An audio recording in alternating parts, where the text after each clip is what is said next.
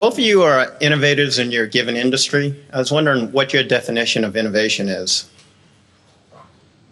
Well, I don't do a lot of innovating in what I do. I mean, my job, I really have just two functions in my job. One is to allocate capital, which I enjoy doing, and the second one is to have a group of managers, to keep a group of people, 15 or 20 managers, enthused about what they do when they have no financial need to do it whatsoever. At least 3/4 of the managers we have are rich beyond any possible financial need.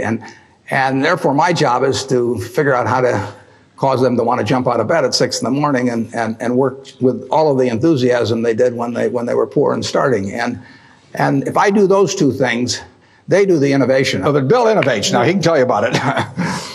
Well, the technology business has a lot of twists and turns. And that's partly why it's such a fun business, is that, no company gets to rest on its laurels. IBM was as dominant or more dominant than any company will ever be in technology. That's just not going to happen again. And they had the smartest people, and they had all the customer feedback, and yet they missed a few turns in the road. And so that makes you wake up every day thinking, let's try to make sure today's not the day we miss the turn in the road. Let's find out what's going on in speech recognition. Let's go find out what's going on in artificial intelligence. Let's make sure we're hiring in the kind of people who can pull those things together and make sure we don't get surprised. Sometimes we do get taken by surprise. For example, the internet came along, and we had it sort of as a 5th or 6th priority.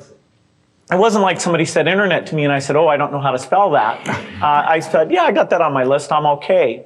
But there came a point where we realized it was happening faster, and it was a much deeper phenomena than it had been recognized in our strategy. And so that was a case where, as an act of leadership, I had to create a sense of crisis and have a couple months where we all just threw ideas and sent electronic mail around, went on a bunch of retreats, and then eventually coalesced around a few ideas where we said, okay, here's what we're going to do, here's how we're going to measure ourselves internally, and here's what the world should think, here's what we're going to tell them about what we're going to do.